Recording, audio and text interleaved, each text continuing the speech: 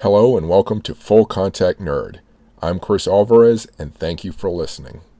I'm speaking with Alice James, author of Grave Secrets, published by Solaris today, September 1st, 2020. Thank you for speaking with me. Cris, it's a pleasure.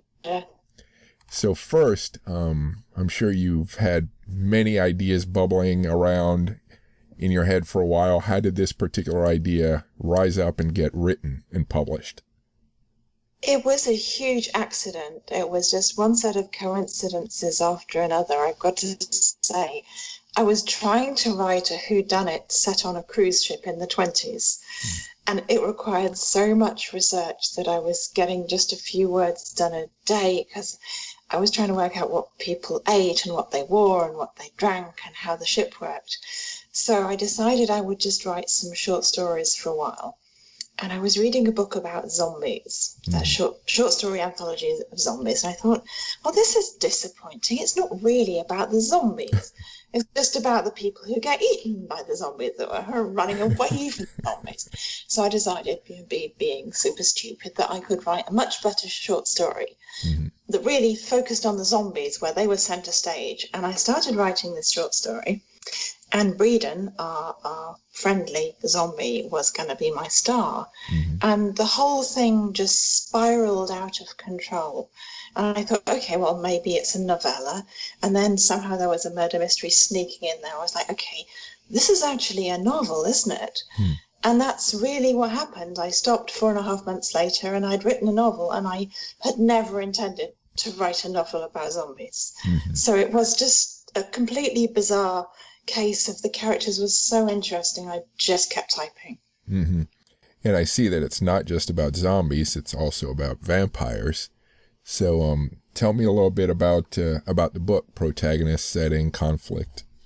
Yes, I read an awful lot of paranormal fiction, and I loved Buffy, and I loved it when the paranormal element is serious but the book is light-hearted.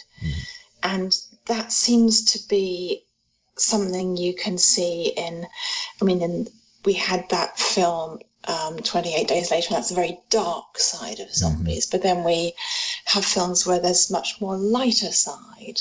And I thought, well, maybe I could bring that to the book. And so I was going really just for tone. In the book, that the vampires and vampires aren't necessarily pitched against each other, but that's the way my heroine does it. She pitches them against each other. So for them, it's actually an unexpected conflict as well. So I quite like that. So it's not just the first time the reader has seen it, but in actual fact, it was the first time the zombies and vampires had experienced it. So that was, for me, quite an interesting thing about setting up the conflict between the two of them. And who's the main character then? Okay, so the main character is Lavington Windsor, or Tony Windsor as she calls herself. She's very English. She's a country girl. She lives in a cottage, and she's trained as an estate agent. So she sells little country houses, or big country houses to people. And recently she started selling houses to vampires. So they want somewhere with a nice big cellar.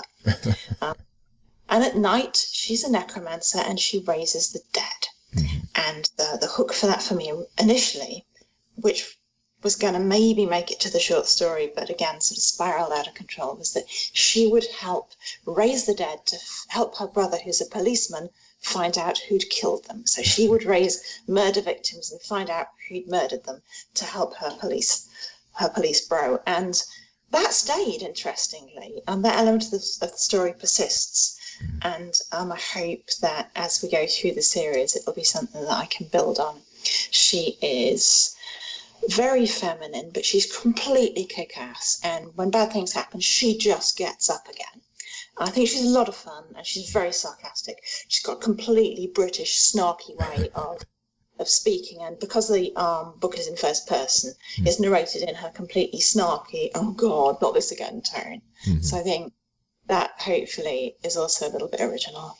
So I see that it's also described as a cozy mystery. So I'm curious, is she trying to solve a murder? Yes, she is going to be the amateur sleuth in every single volume.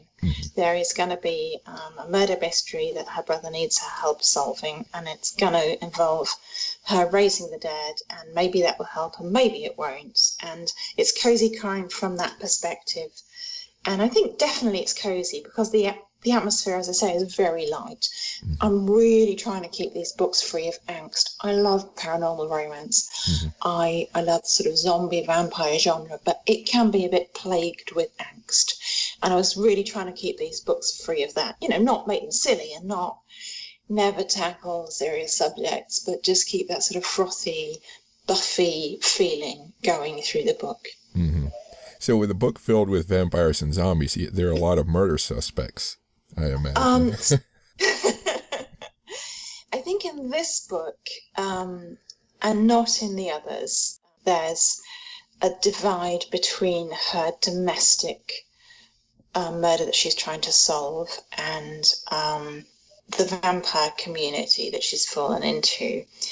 But there isn't a divide between the sort of zombie aspect of it because she's always going to be a necromancer. So in this one, she's not thinking maybe a vampire is involved. The mystery in this one is very much domestic. I'm going to mess that up in the later volumes. But there are plenty of deaths in this book and lots of head rippings, but they're actually kind of immune from her cozy crime mystery that's going on. So I've seen, I think some people have said the book is a bit gory. Not that that's a bad thing, but would you agree? It is definitely, there's an element of horror in there. Lots of heads get ripped off, entrails go flying, but it's very tastefully done. Those entrails go flying tastefully. And it's not a sort of, it's not a gore fest, it's not a slashery book. The horror is kind of incidental, it's not dwelled on, and it's not designed to make you feel icky or send you to bed with the light on. Are there gothic elements to it? I hope that the thing has a gothic tone to it, very much so. There are stone dungeons, there are snarky vampires, there are dark places, there is a feeling of, the past meeting the present. There's a sort of, I hope, sort of newness, dark velvet feel to some of it. So yeah, I'm hoping people would say, ooh, there's a nice gothic undertone or overtone to this book, definitely. Cool. Did you have to do much research for the book? Well, as I said, with my ambition to write a whodunit set in the 20s on a cruise ship, the main point of this book was to avoid research. It's set in a village called Colton in Staffordshire. That's a real place, and I grew up there, so I didn't have to do a lot of research about Colton, for example. I thought I would make the book completely free of the need to do research, but I fell over myself once because there is a scene, and I don't want to give you too many spoilers to people listening, but there is a scene with a nail gun in it. I promise it's not super gory. There is a scene with a nail gun in it. And I thought, I've never used a nail gun. I'm going to get this all wrong, and nail gun aficionados are going to get turned off the book because I got it wrong. And I couldn't really think of way around it. I went to the big DIY store and I bought a nail gun. And I watched some YouTube videos and I learned how to use this nail gun. It's super useful. I use this nail gun all the time. It's brilliant in the garden, but that was the only way I could do it because I thought, it so annoys me when you're reading a book and someone writes about something you know something about and they clearly just made it up. So yeah, I had to research my nail gun. I mean, for example, if you read a lot of swords and sorcery, there's always goldsmiths in there. And silversmiths and metalsmiths in there, whacking things with hammers and anvils. I'm actually a trained silversmith. And they always get it wrong. They're just making it up. They've never gone and whacked something on hot on an anvil with a hammer, you can tell. So yeah, I didn't want to do that to people who love nail guns. Yeah, I was just imagining if you go to buy your nail gun and you ask the attendant about the effects of a nail gun on the human body. I have no idea what you do in the story with it, but I can imagine that. If I shot an undead corpse from 5 meters, how far would these nails penetrate? No, I didn't try that one, unfortunately. I'm speaking with Alice James, author of Grave Secrets. You can find more information on her work on Twitter at Tony Windsor or on her website alicejames.co.uk. If you like this podcast so far, please subscribe to it and rate it if you can. Please go to my website, crisalvarez.com or fullcontactnerd.com for links to news, videos, new books, and my social media links. You can find the links to my other podcasts and associated book lists at historyrabbithole.com. That's rabbit as in the animal. historyrabbithole.com. And now back to the podcast. So it sounds like your research was more what you've done over the years, just living in your community and just consuming, like you said, Buffy and that sort of thing, just applying what you learned or picked up through that. Definitely. But also, there is a guy in the book called John Jones who's a coroner, and that's a little bit of a family joke. My dad's name is John James, and he was a coroner in Staffordshire, where the book is set. So I grew up as a coroner's daughter, taking calls from the police. And, actually, in a leafy place like Staffordshire, there are what they call questionable deaths, deaths where cause of death is not established. But, they happen that normally in relationship to trains or farm machinery or really often to cows. They're not, we don't know how this person died and maybe they were murdered. So I wanted that sort of element as well to penetrate the book, where she's in the countryside. If a death is unexplained, somebody probably got trodden on by a cow. So yes, as you say, and to an extent, my research was growing up in that environment. So you have a pretty good, you have a strong foundational base in understanding that science then. I don't know that I would call it, I don't know that I'm expert on the science, but my first job when I was paying my way through as a student was I worked in the coroner's office answering the phone. And so the police would phone in and they would give you the details and I would take the details. And I often had to ask the very patient policeman to spell things for me. So, yeah, I kind of grew up absorbing that. And I know that sounds macabre, but it was actually a very friendly office. So it makes me wonder, so working in that environment, did you find it to be fairly standard and boring and you had to kind of make up fantastical things to make it exciting? Or was it pretty rough to work there and you wanted to, there was some bit of escapism that you needed to tone it down? It was just so interesting. I mean, in fairness, it was dealt with a lot of delicacy and thoughtfulness and the sort of joshing that you see in crime fiction on TV and in the films. I certainly didn't see that.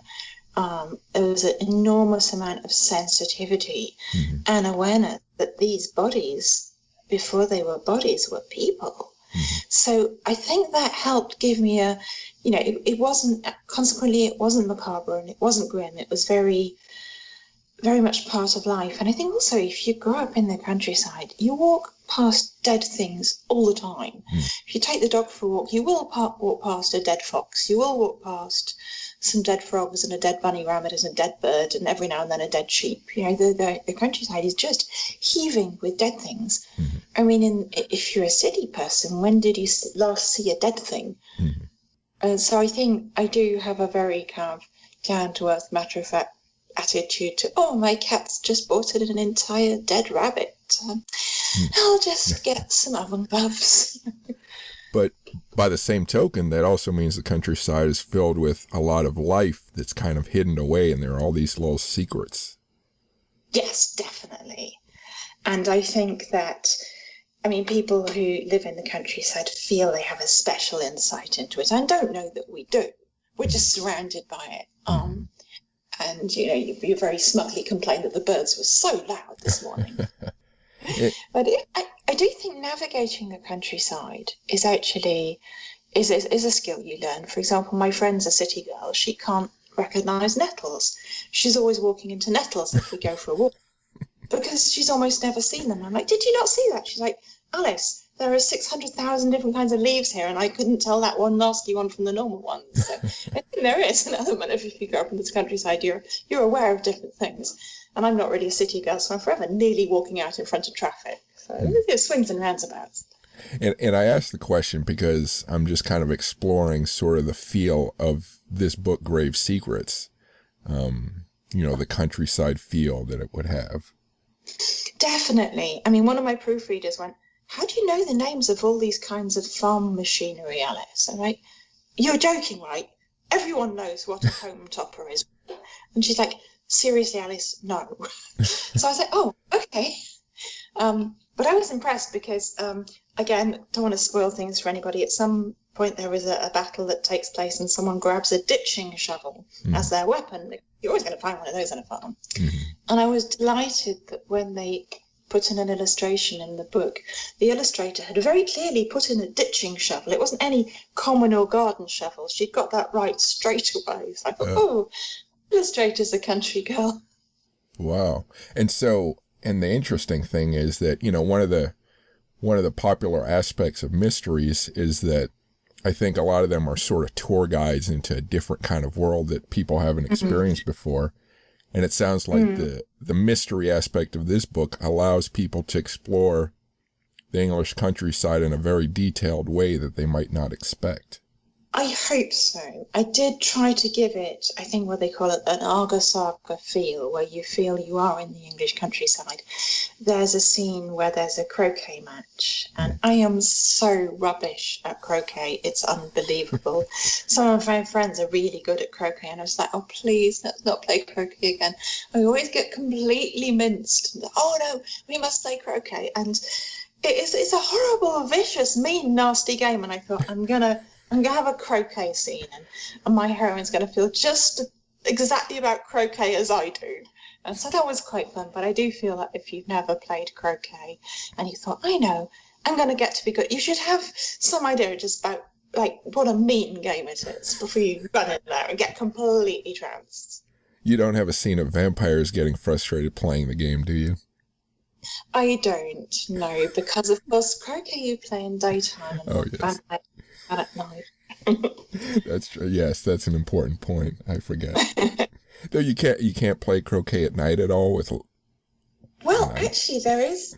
If you've got like a biggish front room, you can play carpet croquet, and you have a little goal instead of a hole for the croquet balls. And I have actually, after dinner, when some wine has been consumed, I have played carpet croquet with friends, and I'm completely rubbish at that as well. But that might be fine. Who knows? All right, so let's talk about. So you mentioned Buffy as sort of an inspiration for what you like. Are there any other books, music, any shows of any sort that inspire you? I mean, I read an awful lot of fantasy, and when I was a kid, I went straight for anything that had a dragon on the front.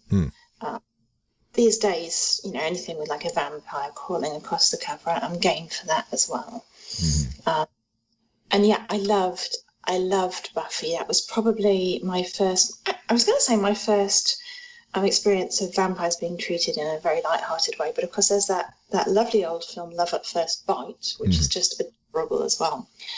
I mean, in terms of books, the first vampire books that I got completely absorbed into were Barbara Hambly's. She wrote she's still writing this series, but she actually started it in the 80s, and I think the first one was called Traveling with the Dead.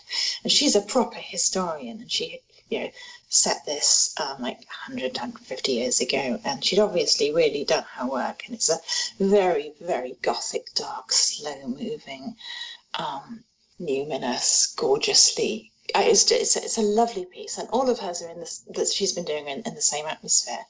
And then obviously it's a huge genre. If you go into a bookshop now, some of them have like an entire paranormal romance or urban fantasy shelf. And Tanya Huff's blood books are absolutely adorable. I think she has her vampire is the X-100-year-old bastard son of Henry VIII or something. And they're just adorable. And again, light-hearted, even though they do touch on serious things. I mean, in terms of TV series, I'm a huge Buffy fan. I think I've watched the entire 7 series of Buffy through about 4 times. I think they're just majestically gorgeous, and I love the way that they really do tackle serious subjects, like when Buffy's mum dies and things like that. But at the same time, they're so lighthearted. There are laugh out loud moments, and they play on this thing of the alter ego where she's got to be normal Buffy in her day-to-day life and superheroine Buffy, and they pitch those against each other delightfully. I wanted to do a little of that with Tony, my protagonist, who's got to pretend to everyone except her brother that she is just a jobbing estate agent who just sells houses, but then at night, it's all blood and salt and ripping the dead from their graves and stuff. Yeah. And I wanted it to be funny, but not silly. I wanted it to have lightness to it rather than being really quite disgusting. Rotting bodies drawn from graves could be really quite unpleasant, and I wanted it to be engaging. Yeah. Just to step back to the dragons for a moment, what was your favorite? Did you have a favorite dragon? Oh, did I have a favorite dragon? So, I loved The Hobbit. I absolutely loved it. I'm not actually the world's biggest fan of The Lord of the Rings, but I never got over just how awesome Smaug is. He's big and bad, but he's complicated. There's a lot of backstory going on with that dragon. And I think it wasn't actually my first, I don't think my first dragon book. My mum used to take my sister and I to the bookshop and in the department store and leave us there whilst she did all the shopping. And we were told that we could have 2 books each when she came to pick us up. And that was her way of bribing us to be good citizens while she did all the shopping. And it worked a treat. And she would come back and she said, your sisters would always have horses or spaceships on the cover, and yours would always have dragons. And it's right. I look at my childhood books that I bought for myself, and they are teeming with scales. There's one, I think, a short story by Roger Zelazny. I might be making this up, where he goes back and retells the story of George and the Dragon in a really snarky way. And I remember reading that as a kid and thinking it was so clever. Yeah. And basically the dragon and the hero go around ripping off townships. He'll kidnap a princess, and then he'll, pretend that the knight defeats them, and the knight will get the treasure and they'll split it, It's a lovely subversion of the myth. I'm going to feel silly if it's not Roger Zelazny, but I think it is. That was one of my favourites when I was a kid. So, going back to the book, Grave Secrets, what would you say the soundtrack for the book might be? Like, what sort of musical aesthetic would you say it has? So something quite gothy, sort of Sisters of Mercy kind of thing, definitely. But also there'd be sort of a lighter tone to it. So, yeah, but it would definitely have 80s gothic soundtrack. Okay. So you said this is, I believe this is your first novel. Would you say there's anything you do out of the ordinary as far as maybe compared to other writers you know of who, as far as doing your first drafts or your final draft or anything? I didn't do a lot of editing. I have to say that the final draft is incredibly close to what I first wrote. And apparently that isn't, I think because I spend so much time thinking about it before I write, that I've got it in my head very coherently before it goes down on the page. And I think that just comes from working as a wire journalist and working against the clock. You have so little time to get stuff down on paper that you've got to get it nearly right first time. I mean, I've heard that there are 2 ways of doing books, that you're a pantser or a plotter. I'm definitely a pantser. I've got a strong feeling of atmosphere, and I just let the book pan out from there. There is the murder mystery in the book, and our murder victim has been murdered in an unusual way. And I have to say that when I put that in, I had no idea how they'd been murdered, or who by, or how Tony was going to solve it. I just knew that it was going to be central to the plot, and I would work it out as I went along. I don't know how original that is, but there's definitely my kind of get the atmosphere right first, people it with interesting characters, pan out from there, it'll all work out. Mm-hmm. Yeah, you dropped when you said which one you were, so I assume you said pantser. Yeah, definitely a pantser, definitely. Yeah. I don't plot anything. Yeah. I don't think about definitely a pantser. Okay. So you mentioned some of the work you've done before you wrote your novel, the silversmithing, the Bloomberg journalism stuff. Are there any other jobs you had that maybe influenced how or what you write about? Well, I'm a complete geek. I really, really, really, really, really wanted to study computer science at college, but I didn't go to a school that really studied it or had that as an option. So I actually went to university to study maths, but I only did maths where I could do a computer science split. And so I was always the only girl there, and I was always the only girl amongst my friends who was super into the latest kit or the latest computer games or the latest graphic novels or the latest role-playing game. So I think that I don't think I brought that so much to bear in this novel, but I did feel that, having Tony be the fish out of water in the vampire situation, he was like, yeah, I know how you feel. There's you, and you don't know what's going on.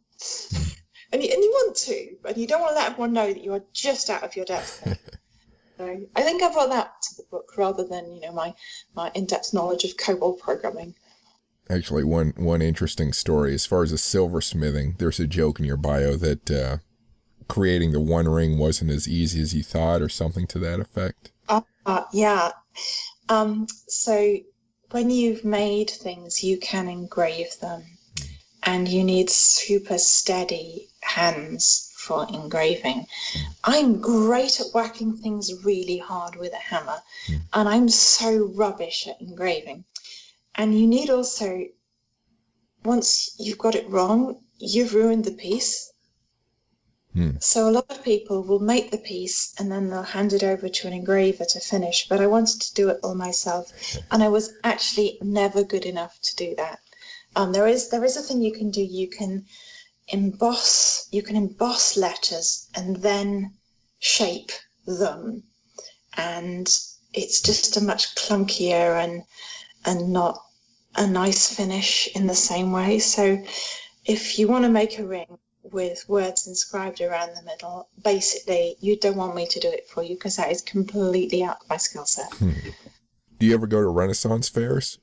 I'm sorry? Do you ever attend Renaissance fairs? Are you familiar with those? Oh, yes. In the UK you call them a reenactment fair. Oh, okay.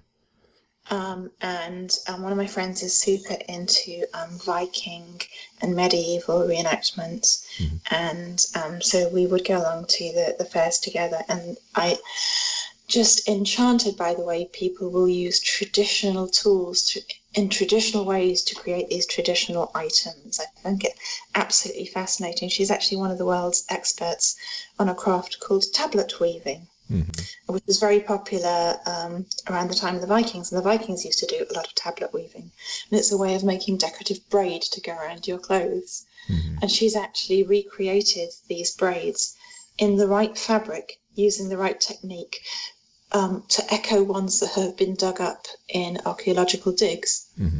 And so she's been able to recreate them, knowing what the dyes were. And it's like, okay, this is what this would have looked like when this Viking person wore it around the collar of their dress. So I found that absolutely fascinating. It's not something I've done except sort of helping people to make costumes. But I wouldn't mind if I ever had time to have like a silversmithing forge of my own here. I wouldn't mind having a go at it. So I was going to ask if you still do any smithing of any kind.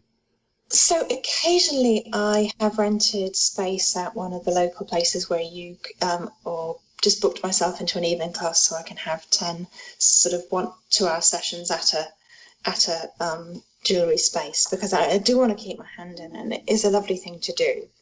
And it's greater if you give somebody something that you've made, even if it's just like simple earrings or a simple ring. So yeah, I don't have anywhere here at the moment where I can do it, But I do have a very tempting shed at the bottom of my garden that I think has a nice fireproof look to it. It's made of stone, so I think, when I get a bit of time, that does have has a forge-like look to it. I'm speaking with Alice James, author of Grave Secrets. You can find more information on her work on Twitter at Tony Windsor or on her website alicejames.co.uk. If you like this podcast so far, please subscribe to it and rate it if you can. Please go to my website, crisalvarez.com or fullcontactnerd.com for links to news, videos, new books, and my social media links. You can find the links to my other podcasts and associated book lists at historyrabbithole.com. That's rabbit as in the animal, historyrabbithole.com. And now back to the podcast. As far as the financial reporting work you did, how did you get into that? Was that something you wanted to do, or was just kind of... It was completely accidental. It was nearly as accidental as writing Grave Secrets. Mm-hmm. I was working as an academic research editor for a publishers that published academic research journals, and I was editing for them. Mm-hmm. Bizarrely, that's what I do at the moment. When I'm not writing novels, I'm an academic research editor again, but for a different company. And I was like, I want to do something a little bit more face-to-face, meeting a few more people, and also these journals are a bit cut and dry. I'd like to read something more interesting. And I applied for a job as a wire journalist in London, and they hired me even though I didn't have any experience to do it, because they thought, well, she can do a bit of writing, bit of journalism, bit of editing. And I went in and was interviewed, and they were absolutely lovely people, and I think that's what sold me. And they went, we actually want a foreign exchange journalist and editor, and we think you'll be okay. And I was like, what's foreign exchange? And they were like, it's when you change your pounds into drachma. It's how many drachma you get for your pounds. And I was like, oh, okay, I could do that. Mm-hmm. And apparently they interviewed all the people on their shortlist, and they didn't like any of them, and they interviewed me, and I had not made the shortlist, but they interviewed me and they liked me. So yeah, I started the following Monday, and that's how much planning I put into that career move. Did that involve any exotic travel, or was that all just local? As a financial journalist, I did travel, and for Bloomberg, it would send you to New York to cover for a journalist over there. So I didn't do a lot of the super exotic travel. I have a friend who seems to end up in every third world nation and war zone out there covering stuff for the BBC, but I just went to sort of the financial centres and sat in conference rooms. But, it did teach me not to be afraid of travelling at a moment's notice and just getting a new visa on your passport and just going out to that place and doing that thing and then coming back again. Mm-hmm. And the hedge fund work, do you want to mention that at all, or is that... I thought it would be fun to make a bit of a career move. And people like ex-Bloombergers because they know, you tend to be able to pick things up very quickly. So I was hired as press and PR director of this little hedge fund, and it was just before the crash. And I joined just before the worst 18 months ever in the history of the hedge fund industry. So it wasn't a lot of fun. Everyone was miserable and we were losing money every month.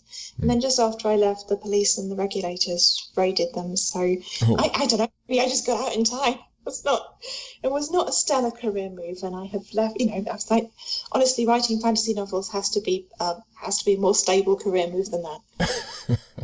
And I ask because I think people are always interested in the. You have such a fascinating journey, and I think people would find it interesting how you made your way to publishing your first novel. So, it wasn't planned at all. As I said, I did want to write novels, but I had this grand idea where I was going to write these beautifully crafted whodunits set on a cruise ship in the 1920s, 1930s. And I wrote the Tony books almost as practice. And then my friend who'd been proofreading them for me said, Alice, you need to get these published. They're so much fun. And so I wrote to some agents and Simon Kavanagh, rang me back, and he was like, "This is so much fun, let's do it." I was like, "Seriously?" He was like, "Alice, you can't go wrong with sexy vampires." So, sexy vampires it is. That's a good, short, good piece of advice there. Yeah. And he made me make a few edits to the book, and I have to say I had been expecting more. And he was like, "Right, I'm going to go and sell it." And then he went off and disappeared into this deafening silence. And I actually texted him one day because I thought he'd forgotten all about me, and I was like, "Simon, it's my birthday tomorrow, so that would make tomorrow a really excellent day for some good news." And he phoned me back literally then and there and went, "Oh yeah, I sold your book." I was like, "Oh, happy birthday to me." He forgot to mention that to you? I don't know. No, I think he was going to wait until he got the contract that he was happy with and then tell me.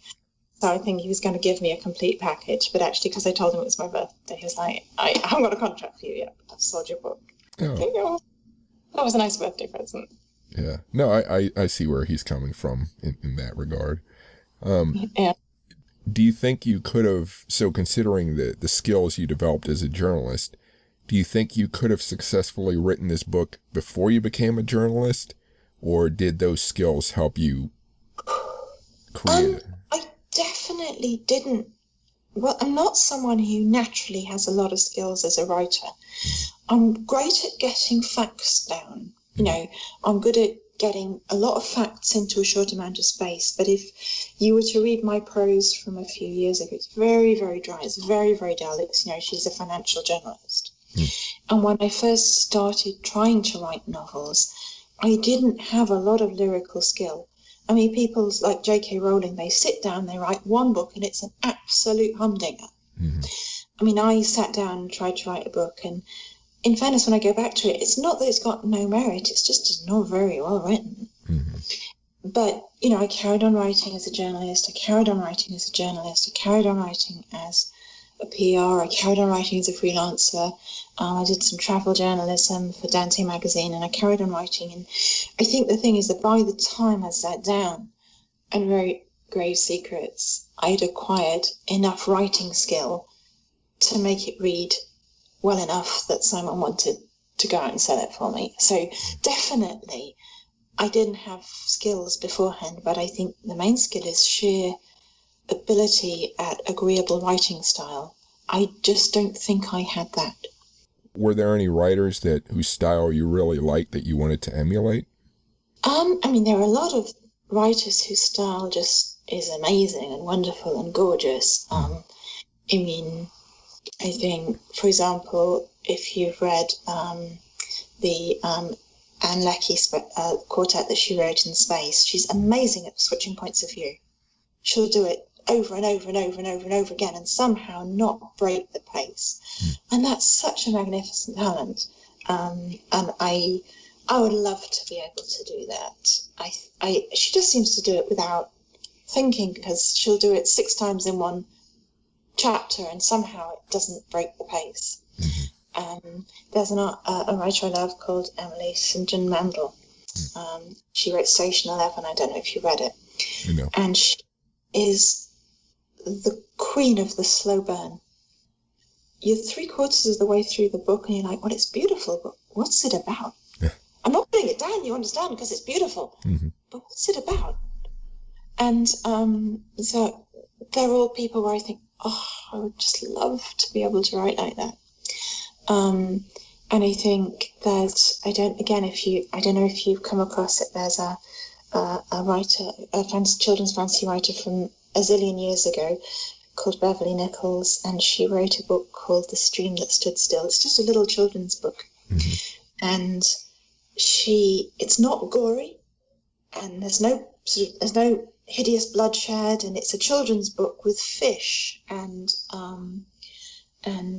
otters and princesses and magic. And somehow I'm so scared for the hero and heroine in there, that, you know, with the kids in it, and that she had me, even when I reread the book, I'm scared for them. Just catching that narrative tension, absolutely amazing. And Naomi Novik, her book Spinning Silver, which is set a retelling of sort of icy Russian fairy tales. You feel cold when you're reading it and these people are in the snow. You feel cold.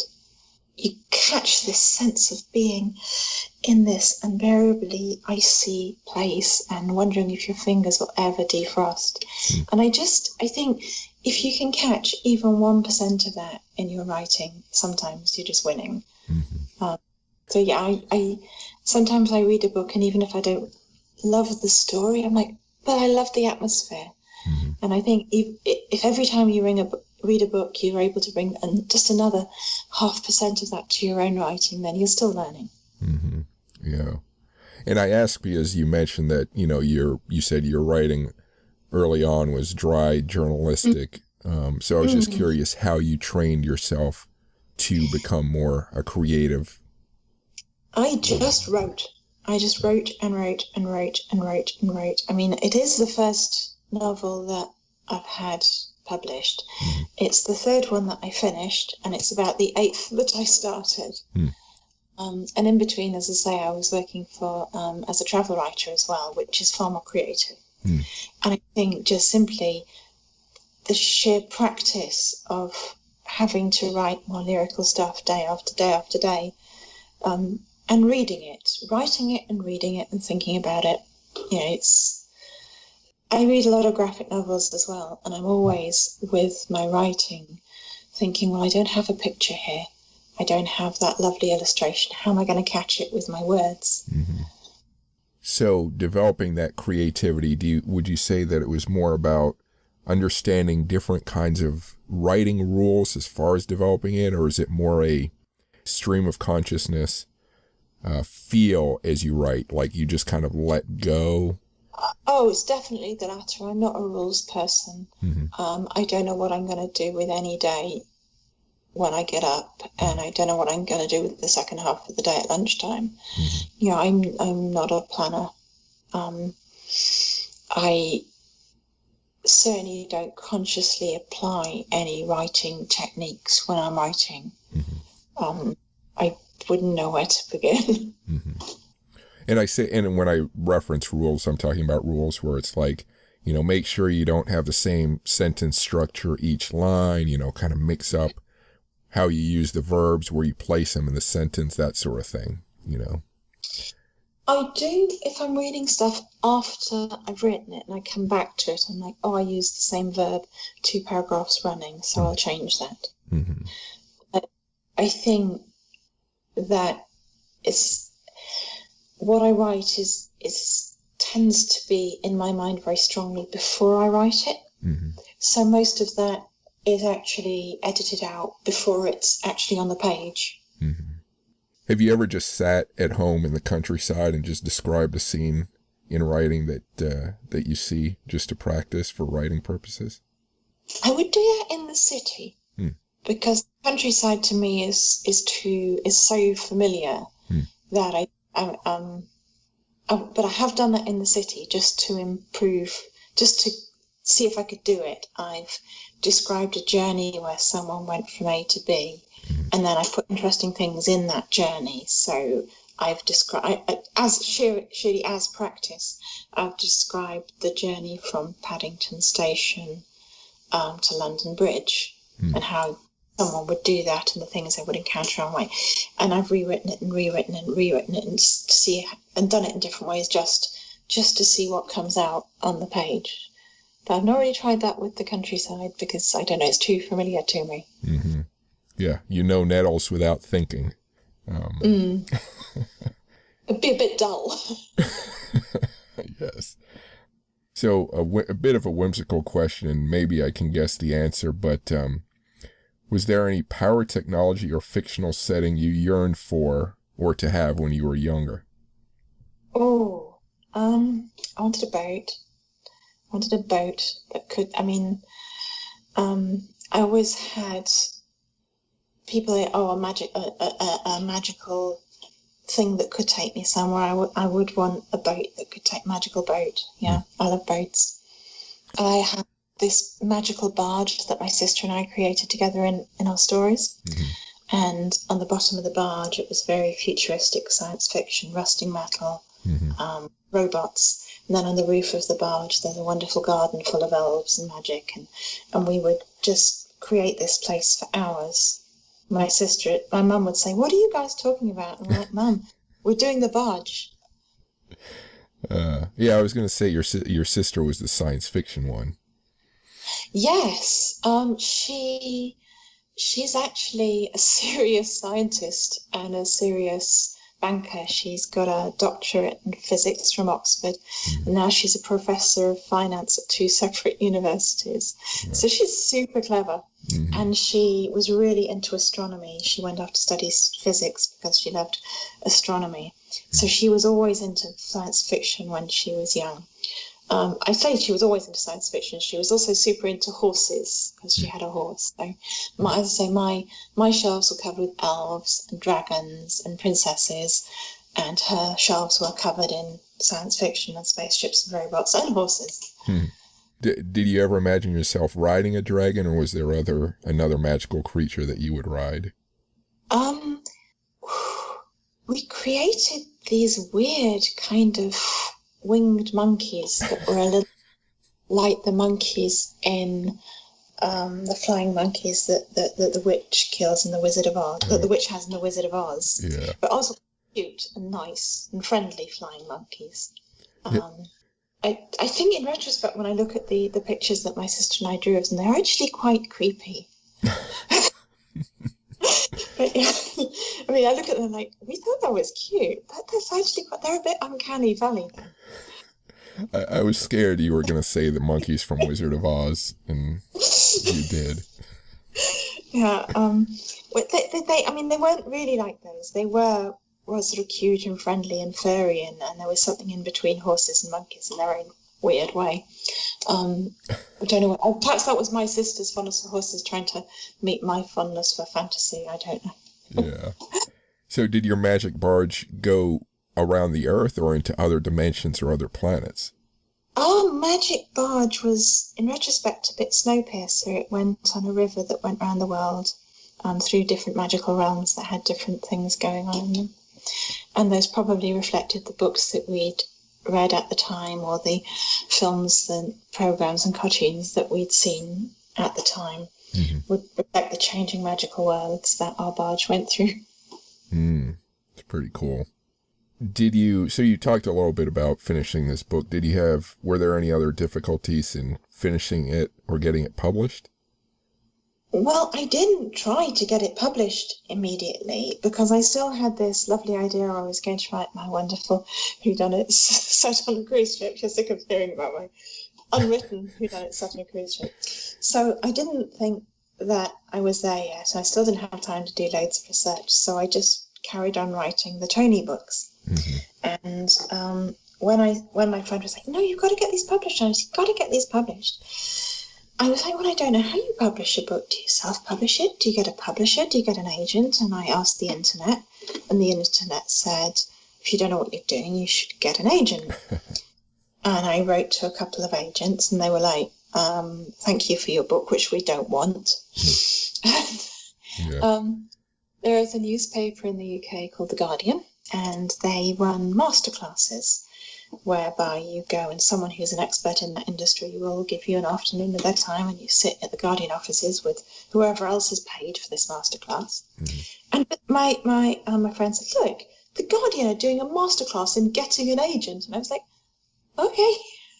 So I paid my fee. I got on the train. I went to London and I sat in the Guardian offices. And this guy gave a very helpful synopsis of how you get an agent.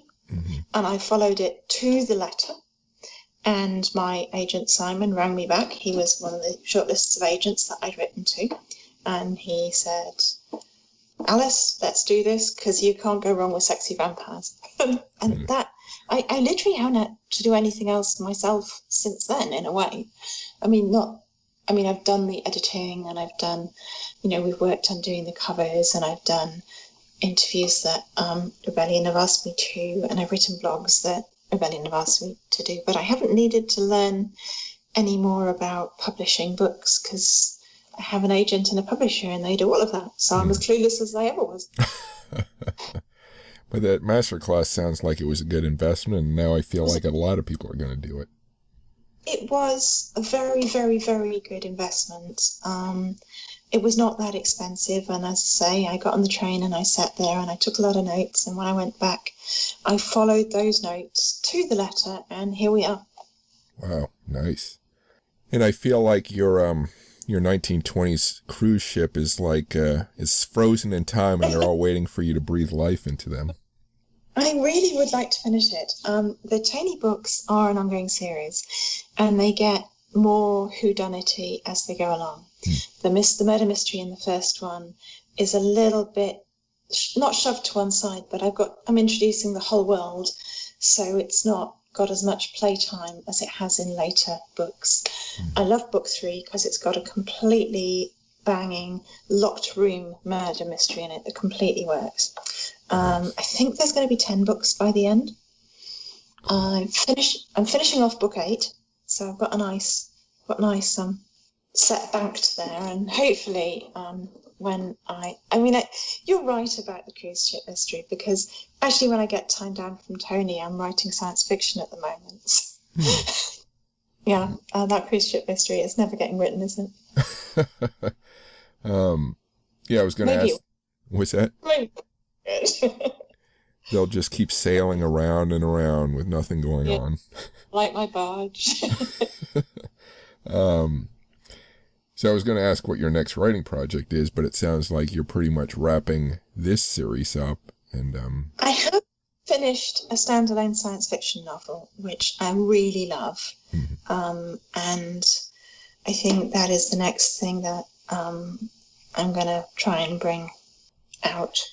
And I need some downtime from Tony, because with marketing the book, she's every single moment of my spare time at the moment. So when I get downtime to write, I'm actually writing a Swords and Sorcery trilogy with lots of sand and lots of elephants and dragons. It's got dragons in it at last.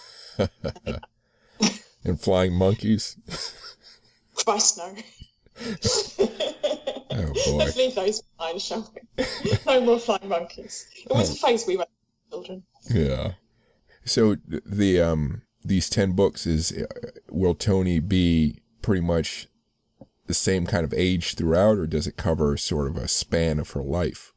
I think most of them are a few months apart, and a couple of them follow on immediately.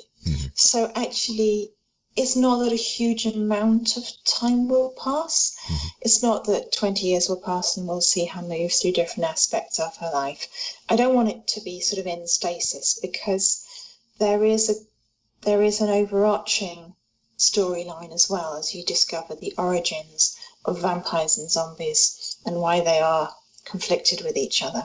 And I do have a very strong idea of the metaphysics underpinning the undead and her powers as a necromancer, and how it is that she can raise things from the dead, and her grandfather and great-grandfather could raise things from the dead, but other people can't. So I've got I'd say I'm not a strong rules person, but I think if you're going to have a magic system or a necromagic system, you've got to have rules. And they've got to be weird, because it's not science, but they've got to be consistent. You can't make the foundations up as you go along, even if you're making the story up as you go along. Your metaphysics has got to be solid and coherent. Did you create most of the foundation before the first book or after the first book? So I had the luxury of not publishing the first book immediately.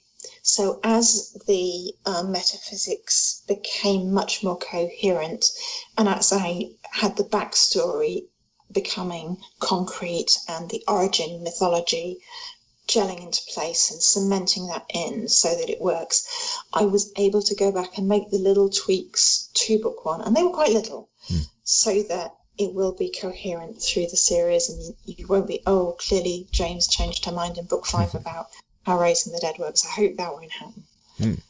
So where can people find you online? Website, social media? I'm on Twitter That was an idea of my publishers. I'm still a bit scared of Twitter. It's very big, and there are a lot of people there, and they're all very passionate. But yeah, I am on Twitter, and I have a small website which is alicejames.co.uk. My hobby is also as a photographer, so I'm putting up some of my photographs there, but I'm also going to be blogging about how I've managed to get an agent, how I've got a publisher, how you choose a cover for a novel, how you make your protagonist convincing, how you write action scenes when it's incredibly difficult and you're not very good at them. So that kind of thing. So the Twitter, what's your Twitter handle? I am at Tony Windsor because it was free and available, so I took it. Okay. And I'll spell that. It's TONIWINDSOR. Yep. Correct. And I will say that I found that authors who have Twitter accounts, at least promotion-wise, get a lot more visibility. Like when I post these interviews, they get a lot more visibility if they have a Twitter account than if they don't. I've noticed that. Well, it's been lovely meeting the book reviewing community on Twitter because they're so dynamic and they're so enthusiastic. Oh my goodness, they read books. They obviously every minute that they're not actually at their day jobs or eating or sleeping or indulging in essential personal hygiene, they're reading. I mean, they're reading book after book after book and putting out their honest reviews. And, it's a tremendous community and they've been very welcoming. And, some people have said, I really wanted to like this book and I didn't. And I'm like, oh, well, you tried. Thank you. And some people are like, I love this book. I'm like, thank you for saying that. That's so wonderful to hear. But yeah, that's been the nice thing about Twitter, has been getting to know and engage with the book bloggers and the book blogging community. Yeah. Well, that's all the questions I have. Do you have any final thoughts or words? No, this is my first ever interview, so I was super nervous coming into it, and I think I haven't made too much of a wazzock of myself, so yeah, it's been fun. Thank you for asking me on, and I've enjoyed it. Yeah, it's been fascinating. It's been a great talk. I appreciate it very much. Thank you for listening. If you like this podcast, Full Contact Nerd, please subscribe. Please also rate Full Contact Nerd and review it if you can. I have many more options to nerd out on sci-fi, fantasy, and horror. You can check out my website, crisalvarez.com. That's Cris without an H. I have 20 mini blogs on the site covering sci-fi, fantasy, horror, gaming, writing, mysteries, folklore, mythology, and many more topics. You can find my video playlists and my original videos on YouTube under Cris Alvarez. I cover sci-fi short films and games, fantasy fiction, horror short films and games, video and board game design, and more. You can get interesting news on fiction and fiction studies on my Twitter page, Cris Alvarez FCN. You can find cosplay and convention photos on my Instagram page, Cris Alvarez Sci-Fi. You can sign up for my newsletter on new books on my websites crisalvarez.com or fullcontactnerd.com. Thank you for listening, and keep imagining the past, the present, and the future.